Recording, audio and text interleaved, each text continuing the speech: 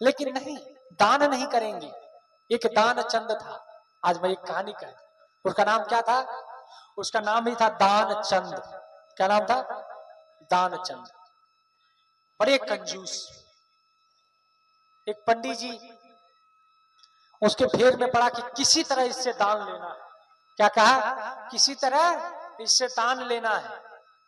और दान लेने के फेर में उसको वो उनको कहा कि जाओ गंगा नहा आओ। तब पूजा, गंगा नहाने जाते हैं तो वहां भी पंडित लोग रहते हैं, ब्राह्मण लोग रहते हैं।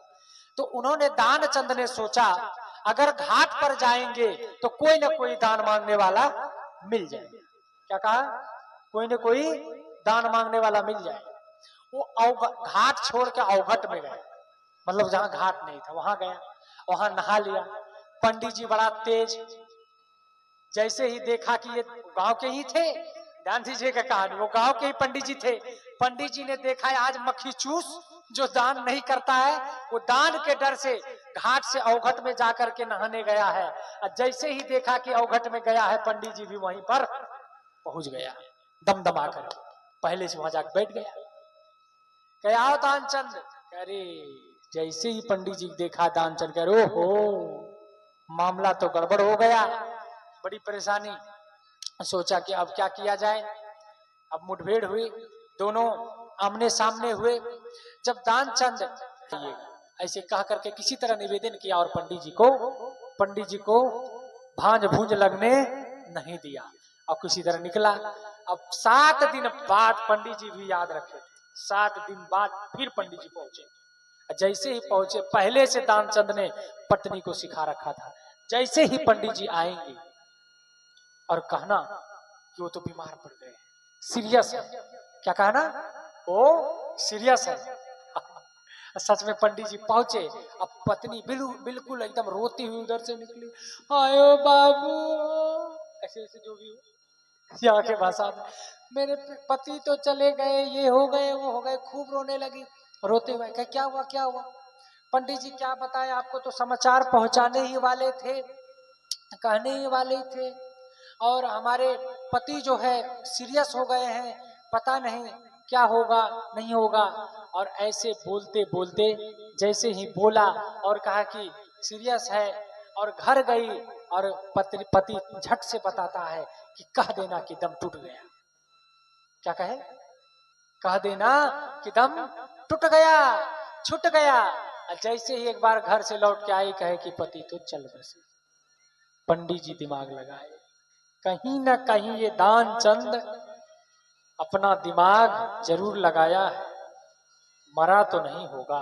इनके मन में संदेह, हाँ कोई तो कारण होगा, ये लगता है कोई जुगाड़ लगाया है, इसके मन में संदेह पहले से था। तो पंडित जी ने सोचा चलो जब मर ही गए तो चलो अर्थी निकालो। क्या कहे? अर्थी निकालो। अर्थी निकाला, घाट पर ले गए जलाने के लिए। जब जलाने के लिए ले गए, लकड़ी बोझ दिए। देखिए अब कितनी बड़ी तरावक बातें हैं, ऐसे आदमी इस दुनिया में हैं। लकड़ी बोझ दिए, लकड़ी रख दिए, अल्लाह रख करके जैसे ही अब लगाने की बारी आई, आग लगाने की बारी आई, तब वो कहता है कि पंडित जी, क्योंकि सासों को वो रोक रखे थे, जब जलने की बारी आ गई तब वो कहते पंडित जी सुनिए जरा, चलिए ना एक अधेला दे देंगे, 1 रुपया दान कर देंगे। क्या कहें? 1 रुपया दान कर देंगे। पंडित जी ने कहा धन्य हो महाराज, धन्य हो दानचंद, तुमने तो हमसे तो ठगा ही ठगा, मौत को भी ठगने के लिए चल दिया। तुम इतना खतरनाक आदमी निकला, कंजूस। एक होता है मक्खी चूस और एक होता है कंजूस। मक्खी चूस कौन है? आप कहानी सुनेंगे ना मक्खी चूस का। मक्खी चूस वो जो मक्खी घी में गिर जाए उसको भी गार करके पार कर दे। कहां? इधर। घी इतना कीमती। कहने का मतलब कि हम लोग दान सेवा नहीं करना चाहते हैं। कोई घर में आए, कोई दरवाजे पर आए, आपको कुछ हो ना हो, मुंह के वाणी तो है, मीठी वाणी तो बोल सकते हैं। इतने भी दरिद्र नहीं हैं हम, हमारे पास अच्छा व्यवहार करने के लिए है, ज्ञान है, दूसरों से अदब से प्यार से बात करें भैया। प्रेमी नेमी जो भी आए उसको बढ़िया से दरवाजे पर बैठाएं, मृदु वाणी बोल सकते हैं, मीठा वाणी का प्रयोग कर सकते हैं, ऐसे तो सुख पहुंचा सकते हैं।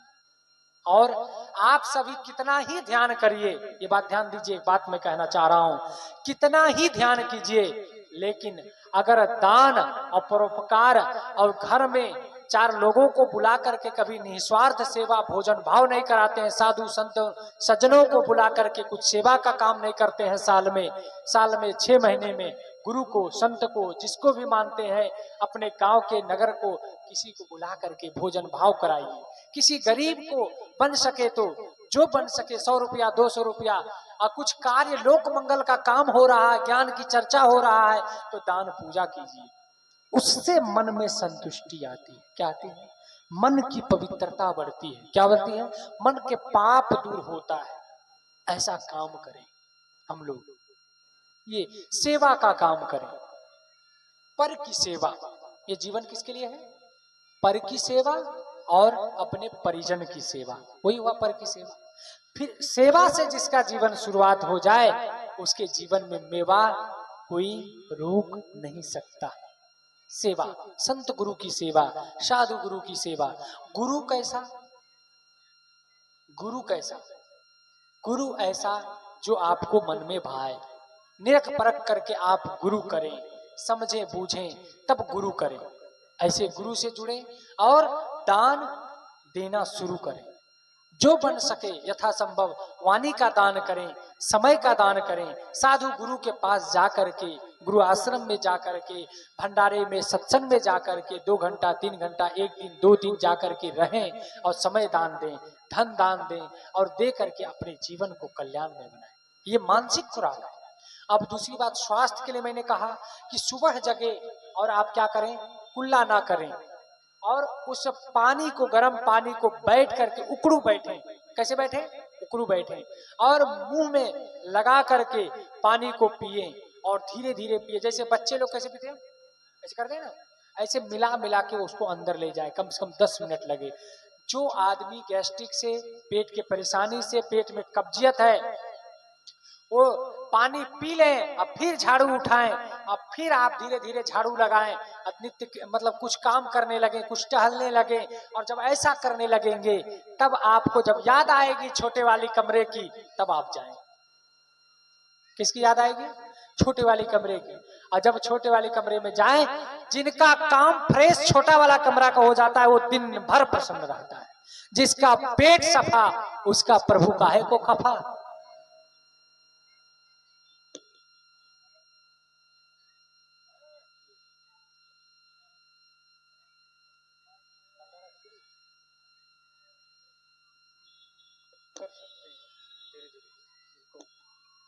लेकिन अव्यवस्था हो जाए, थोड़ा रुक जाए, हो जाएगा।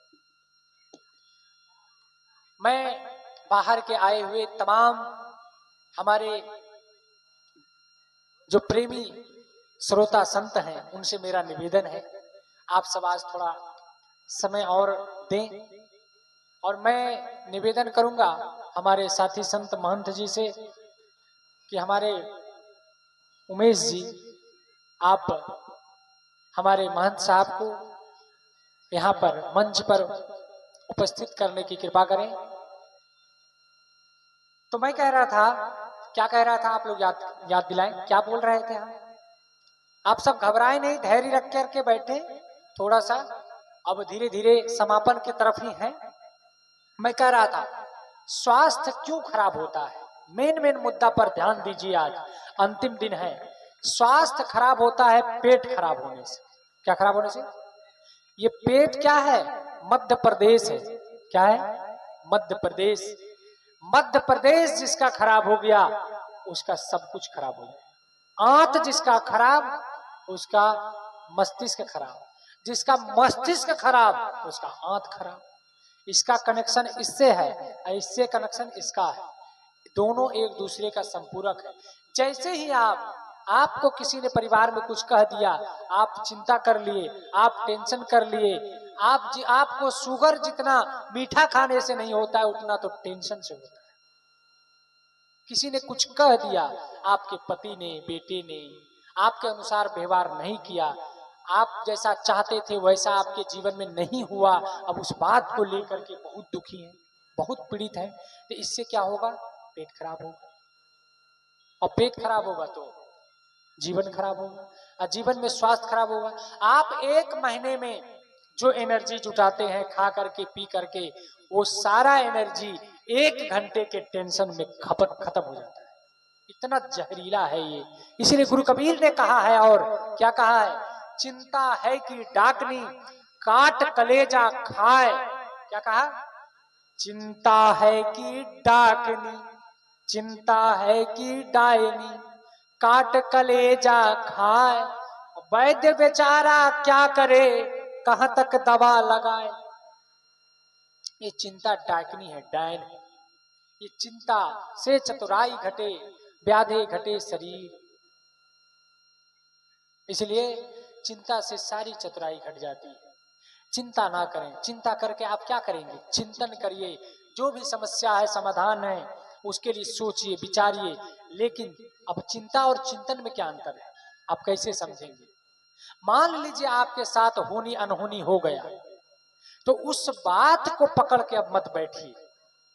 उसके लिए अब दूसरा थोड़ा देर के लिए हो जाए कोई बात नहीं, 2 मिनट 5 मिनट के लिए कोई आपके साथी बिछड़ गए, संगी बिछुड़ गए, कोई घटना घट गई जीवन में, ऐसा होते रहता है, कुछ ना कुछ ये जीवन है। तो अब उसमें आप रोज चिंता करेंगे तो आपका धीरे धीरे शरीर ये इतना बर्बाद हो जाएगा। आप स्वास्थ्य को हाथ से धो बैठेंगे, और जैसे ही स्वास्थ्य को हाथ से धो बैठेंगे, सारा परिवार आपका, बेटा, परिजन, बहू, सब परेशान होंगे। और स्वास्थ्य जिसका खत्म हो गया, वो सारा परिवार फिर डिस्टर्ब हो जाता है। इसीलिए स्वास्थ्य पर ध्यान दें। पहले पानी पिए, और उसके बाद जिसको ज्यादा बीमारी है वो फल फ्रूट खाएं। उसके बाद उससे भी ना हो तो इसमें हर समय कचरा ना भरते रहें।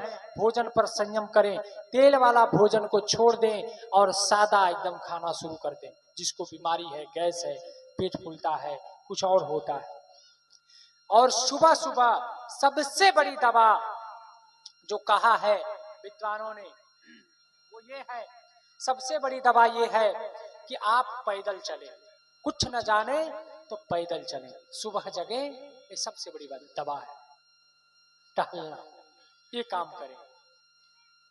और ये सब नहीं करेंगे तो आप दवा भी लेंगे, और क्या लेंगे?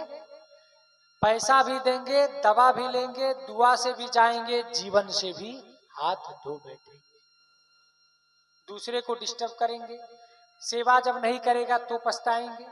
तो बुढ़ापा जब आए तो वो अलग बात है, लेकिन आप बुढ़ापे तक होने तक बीमार ना पड़े, उसके लिए है सुबह जगे, अच्छा सोचें, अच्छा बोलें, अपने मन में गंदे विचार मत लाएं। किसी के लिए, पड़ोसी के लिए, बगल वालों के लिए, अपने पति के लिए, अपने पिता के लिए, कोई भी रिश्ता नाता है उसके लिए गलत भाव न लाएं।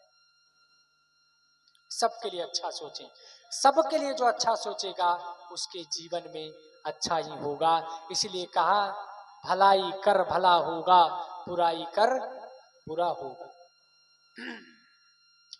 भलाई कर भला होगा, बुराई कर बुरा होगा। कोई देखे या ना देखे, खुदा तो देखता होगा। भलाई कर भला होगा, बुराई कर बुरा होगा। एक मुस्लिम भाई थे, वो रमजान करते थे, तो रोज रोजा करते थे। तो उसमें नियम है पानी नहीं पीने का। क्या नियम है? जैसा मैंने सुना है, तो कहते पानी नहीं पीने का नियम। और रोज वो गंगा स्नान करने जाते थे, और गंगा स्नान करके आते थे, जब बाहर निकलते थे अपने साथियों से कहते थे कि मैं ऐसा स्नान करता हूं कि खुदा भी मैं स्नान करते करते ऐसा पानी पीता हूं, इस ढंग से पानी पीता हूं कि खुदा भी नहीं जानता है। क्या कहा? मैं इस ढंग से पानी पीता, क्योंकि रोजा में नियम नहीं पानी पीने का, ये कहानी है समझाने के लिए। कहते मैं ऐसा स्नान करता हूं कि खुदा भी नहीं जानता है, मैं ऐसा पानी पीता हूं स्नान करते समय। एक दिन संजोग से हुआ क्या, नहाते नहाते वो डुबकी लगा करके पानी पी रहा था, और जैसे ही पानी पी रहा था, कांटा वाला मछली पानी पीते पीते अंदर में घुस गया। जैसे ही गले में जाके कांटा वाला मछली फंसा, आओ बवाने लगा, बचाओ बचाओ बचाओ बचाओ, क्या हुआ, मेरी जान चली गई, जान चली गई। अब हल्ला करने लगा, साथी लोग दौड़े, बचाए, किसी तरह उस मछली को निकाला गया, चाहे जो भी हो।